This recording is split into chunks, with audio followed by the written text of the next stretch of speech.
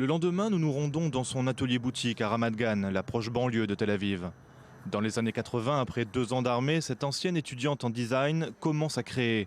À l'époque, l'industrie du bijou n'existait pas. Quand j'ai commencé il y a 30 ans, il n'y avait rien en fait, presque rien, c'était super.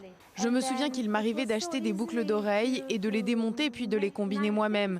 C'était si facile de faire les choses, mais aujourd'hui avec Internet, c'est un grand marché et la concurrence est partout.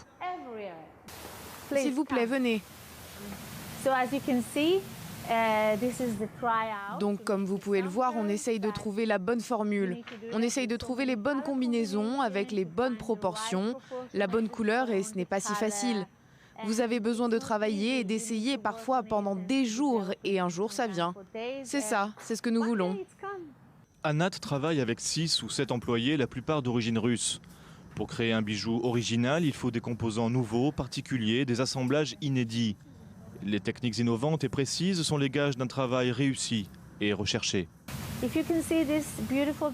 pouvez voir ce beau bracelet avec différents matériaux, des pierres naturelles et des perles blanches.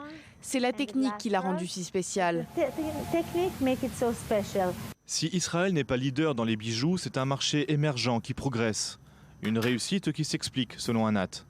Nous pouvons sentir la tendance en même temps qu'elle arrive. Nous sommes très alertes de ce qui se passe sur le marché. Et ça se voit sur nos bijoux qui sont sans arrêt mis au goût du jour.